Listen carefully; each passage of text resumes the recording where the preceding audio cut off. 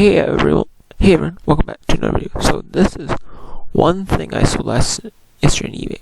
This is about 7 minutes for a subscribe, and I was going to take up the video, but I didn't have time after I packed it up. I had about 5 minutes to go. I probably went to so it's fine. I'll just ship it out day on Friday, which I will. And this is go up there. And this is the one thing I sold. This is listed September 5th, 2020. When this is a modern approach to everyday cooking, 1966, by the American Dairy Association. This sold for $4 plus shipping. $3.40 plus shipping. The buyer is $7.45 all in, and after my $29 cost shipping, eBay fees out, I made $3.18 on this in profit, and this is part of the one. I'm already in the profit on my book buys. So whatever whatever books I sell, I just make profit on these book buys. And these 20% sales are just items that this is I was gonna list these in lots, but then I'm like, you know what, I did, and then I didn't get any bids on them, so I'm like, you know what, I'm just gonna let them go. I'm just gonna list them individually, and even though they're maybe not the best condition or they're not the fastest sellers, but they'll sell eventually. And it took over 6 months to sell this. Actually,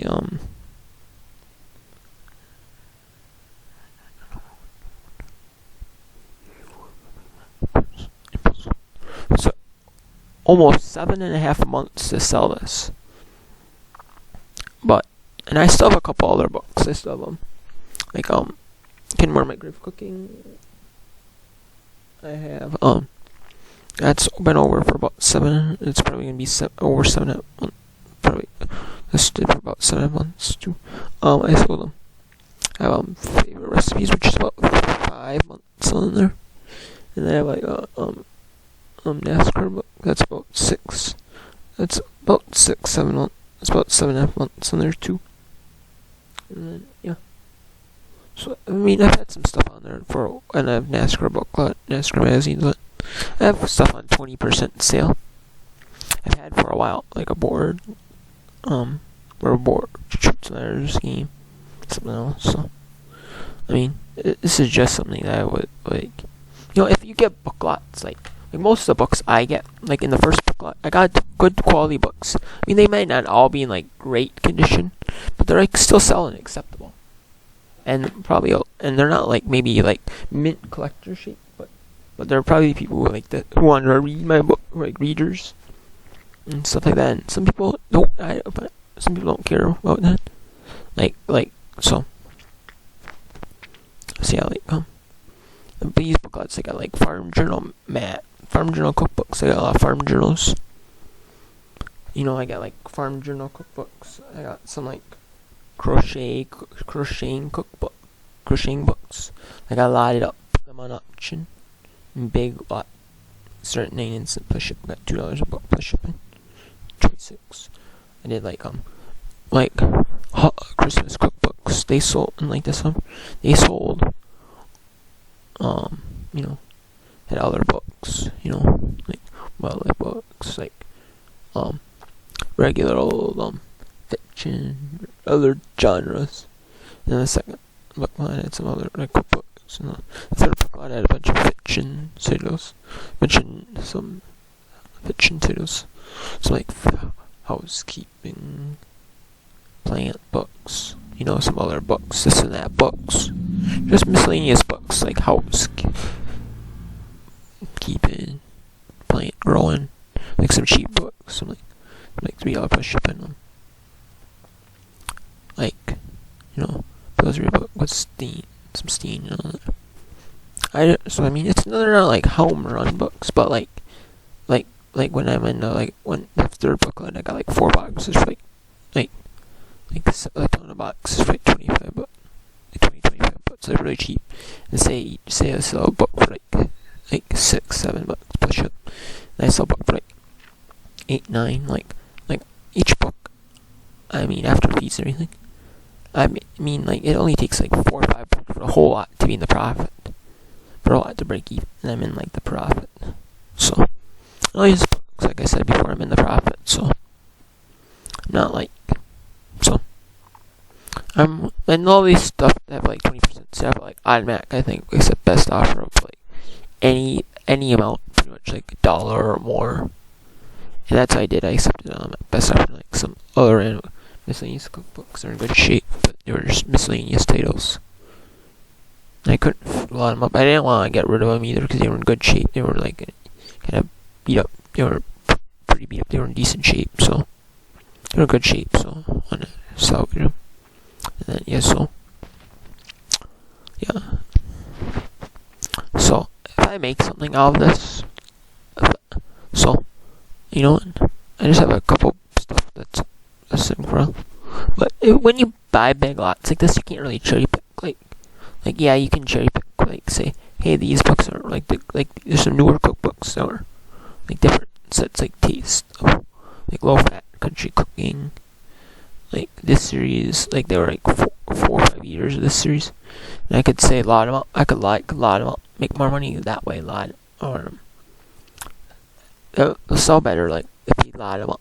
So I lot them up and stuff like that. That's what I did in certain books, like crochets or like holiday books, or like you're not gonna make much of them. So I lot them up, and I'll make a little something off. I won't make a ton off them, but I'll make something off them. Moving them in bulk, I'll actually, if people just buy like 1 or 2, make their own bundles. I mean, some people might not make their own bundles. They just may buy that certain one book. So I'll make a bundle of them, and I'll sell them. So I'm gonna get a good deal on them. All of them, if they buy them separately, they get a better deal than, and then I'll make a little profit on them. So yeah, it is what it is. So yeah, so until next time, everybody, take care. And I mean, if you can cherry pick, like throw a little more if you don't want more. I mean, really, like when I like recycle them, you can recycle them, do that with them, or give them away to people. But I try to list everything I can from these lots, regardless of it's like what condition it's in. Or at least I'm gonna try to get something out of it. First on eBay, I'm gonna try to get something out of it. If I can't do that individually, I'm gonna lot it up. It's like really low value, or it's like not really super, so I can like lot it up. I'm gonna try to lot it up. But if I can't lot up and it's a store seller and it sells individually here and there, I'll list individually. But if I can't lot it up, and and it doesn't sell individually, something, and that's if they're in poor shape. If I can't like something individually, or can't lot them up. If they're in good shape, I'll just do like miscellaneous slots. But if they're in like poor shape, I'll just recycle them or something like that. Oh yeah, and you can't really cherry pick because I get like in some of these lots I get like cookbooks. You get like everything. You get like cookbooks. You get like some like fiction, maybe not other miscellaneous non-fiction that's not cookbooks. You get like wildlife books, like you get like gardening books, like wildlife books. I remember the first ever book I sold for the first ever book I got sick by, but stuff like for about $7 of them, or something like that. And like the first book I sold, I made profit on it. I sold the same day. I sold a little cheaper, but I was just glad to get it sold. And then so I knew like older books. You get like Time, like this like life series, like this like home improvement series by Time. Was it like Time Life Home Improvement? Time Life books or something, like home improvement series. They're not in the greatest shape, but they still sold for acceptable. But they still sold for it's $1 book, or like over $1 book. So I mean, you can do like cherry pick. I don't cherry pick them because there's some books. I just got them because they were cheap and all. And now I know that if I see like farm journals, now I know that like like certain old books, like if you can get them at like cheap price, like certain older books, regardless of what condition they're in, you might be able to make like, if you can get them like cheap enough, you can flip a profit on them. Especially if you're buying them in big lots like that. Maybe say you have 10 books or $3 plus shipping a book. Say after fees and shipping and everything, you make, say, charge for shipping and everything, make $2 a book, say. Well, and you say you have 10 of those books. That's an easy $20. They're easy to ship. Like, they're pretty easy to photograph. You just have to mention if they're not in the great shape, what they are, their flaws, if they have any flaws, staining, rips in the pages, like rip on somewhere in the covers, this and that. But if you say make $10, $20 more that you could have had, that you can have. I mean, so I like to list everything individually as much as I can, because I make you make most money of it there. And if I can't list it individually, right, if it's like really slow seller, or I don't want to list it, or something like that, then I'll list it in a big lot. But if I don't have a lot to list in, it's like a slower seller, or like list individually. Like, that's probably what I did with this. Couldn't find a lot for it, so I just, threw them about well, and I'm like, I'm just gonna list it individually. And I did, and it took a while, so. But yeah, and then, enough of that. I got one feedback on eBay yesterday. I got, item was exactly as listed, arrived earlier than expected. New OEM John Deere 110, 112, 148, 210, 212, 214, 216, 314, 317. More or less strap. AM 31379. This sold for $19.99 plus shipping. And that's a zero feedback buyer. The feedback. See, look, it was a 1. The only feedback the buyer ever got is from me. And then I put a little note, I put a little slip of paper in. And was listed right expected. Like, look at this. Some of these feedback that I get are actually pretty good feedbacks. Like, look. Like this one, I didn't expect to get feedback from a local pickup. So, like, some feedbacks you can tell, like, this person, like, somehow you can tell, like, they leave a ton of feedbacks and they're buyers. They leave feedback anyways. Like, some people leave feedback regardless. Some people leave feedback regardless if you put a note in or not. Some people will. And then, if you put in, like, a little note with your little sale, please leave feedback, or if they see that little note, please leave feedback, or put a little slip of paper and leave a note. And, like, I've seen some have, like, business cards, or even notes, or do something in them. It says, can you please leave feedback? Like, I just put a slip of paper, and it's not much, but it's a nice little gesture. So it gets some people that like this person that might not have left feedback on this, might not have gave me a positive feedback. Well, and then there's some that will, if you leave a note in, they'll leave feedback. If you don't leave a note in, they probably might not leave feedback. So it's a way to get like feedbacks from people that will only leave feedback if you put a note, if you put like a little card, and can you please leave feedback.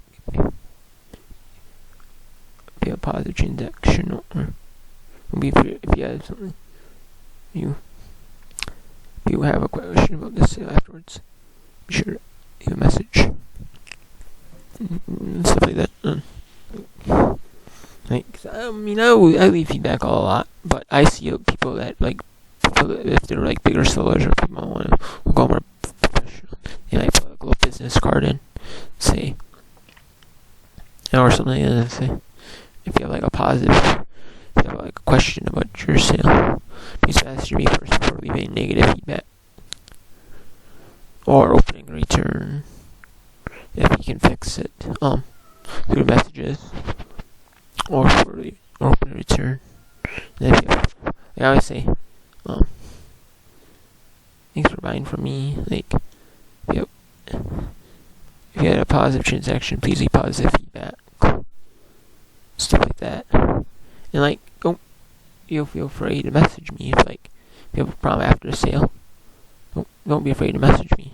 So, like this person, I didn't expect the one feedback buyer to leave feedback. They did. So this is someone that is leave feedback. Like this one that leave feedback. Like yeah, that's what I'm saying. There's three types of feedback by experience. People that leave feedback, regardless if you put a note or not. Regardless if you put a note or like to leave feedback or like any seller to leave feedback too. Regardless if they put a note and say leave feedback or like I do.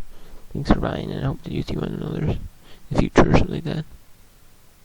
And then I put a little note. And there are some buyers that will leave feedback.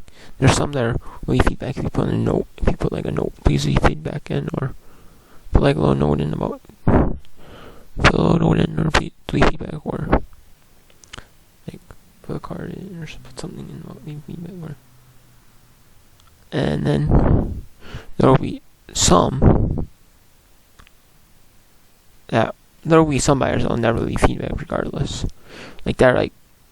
You can tell that like are newer buyers that don't leave feedback or something like that. Like this one, I didn't expect to leave feedback at all. Like some zero feedback buyers, I put the low and they would leave feedback like at all or so.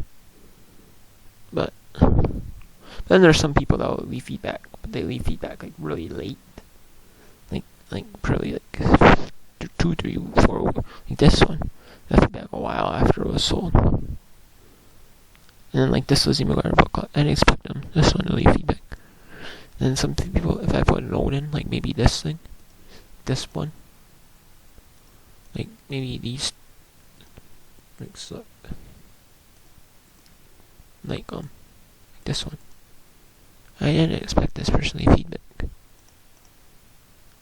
But I mean, I did, but not like fast though.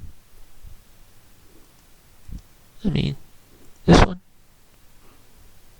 does not leave feedback at resale.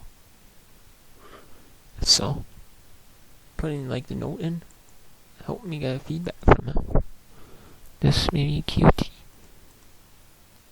This one does leave feedback all the time. Puerto Rico sale. This one leave feedback a lot. Yeah, there's some people that leave feedback a lot. They just maybe take a while to leave feedback. So there are some people that don't leave feedback. There's some people that do leave feedback a lot. So like this one didn't expect feedback, so I got feedback. So I always put in like a little feedback note in. I always leave like a little feedback note in, and it, like people that always like maybe say at 1 out of say like 30%, say like 3 out of 10. Or I always say like 33% of your buyers will leave feedback on eBay. That's what I think. Probably 3 out of 30%. Like 3 out of 10 to like 1 out of every 3 will leave feedback. That's what normally it sounds like. Before I was doing that, but now I think I get like 40% of my buyers leave feedback. My already sale I've got on eBay leave feedback, so something like this will probably help. And maybe people like this K-Doc will leave feedback. I'll always leave feedback. Because you're like a book, but or this one. Yeah, we'll leave feedback, but like that. And then speaking about these books, they get that quote by Bob Mall, Best Check Darn and Push Freezing Canyon 599 $2 no, it's over $3 plus ship, $3.50 plus ship. Like I said, it's a plus ship. Prescribing pamphlet booklets, 9 cents. Time life for home prepared. We Energy's cookbook. I would not think of We Energy's Wisconsin Electric Power would sell. Just like a local, Wisconsin, it's like a electric company, or like your electricity company. I would not think they're a Christmas cookbook, so it was from 2010. But it was around Christmas time and it sold, so like around like Remember something like that? Like Thanksgiving too.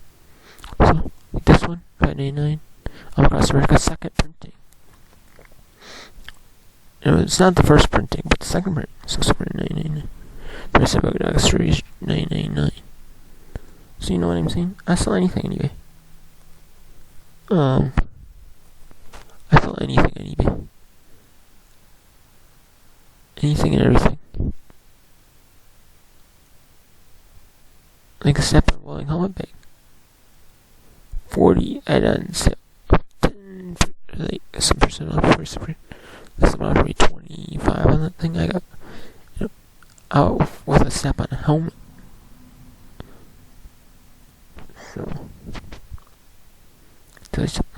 someone gave me a helmet bag to sell on eBay, and I got it. So we're just gonna beat pie cookbook. No, but that's not your key. Like, I'll sell anything on eBay.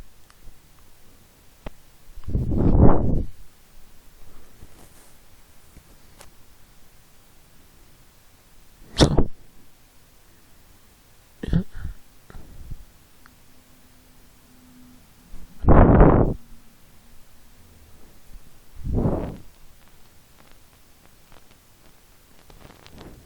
We also go to e-shirt cam. Like some stuff that I don't expect to sell this year that might sell. I know it sold for faster than I thought. I also like repair manuals.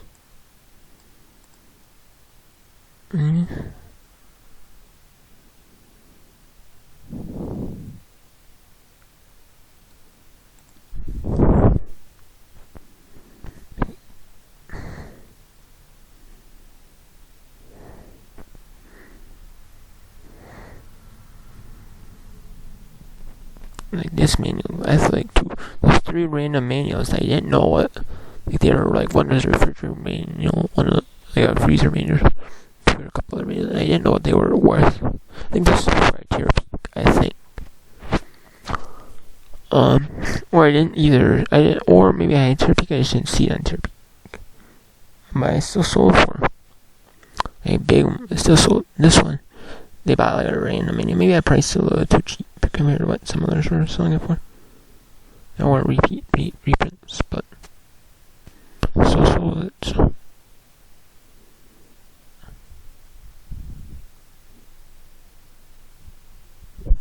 some of them were charge and ship, some were free ship. So so it's like I can get free ship and so not for all the shipping.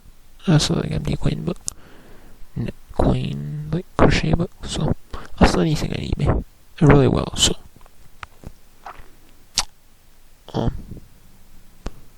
yeah. And then I got a listing right here. This is a junk drawer that I'm selling. I had a couple of die casts. I bought thrift Coca-Cola bottle. I got a NASCAR. It wasn't a collectible bottle, but it was just random Coca-Cola that Spencer got at a garage sale. I don't remember much. A couple coins I was gonna sell, and I was doing those individual coins sale. So I just got them free. Just put them on this slide. Like, score baseball cards. Like I could list them in like a junk drawer baseball card lot. But it's like I'm just gonna throw a few in here. And like keychain and that. I'm just gonna throw it all together, so for $5.50 plus free ship. And free ship's for a penny. What do I get for it? So here's what it is. I mean, I'm not really gonna care one bit. If I don't, I'm hoping it can go first class. I'm hoping I can get for about $10. Either ship it first class or ship it up.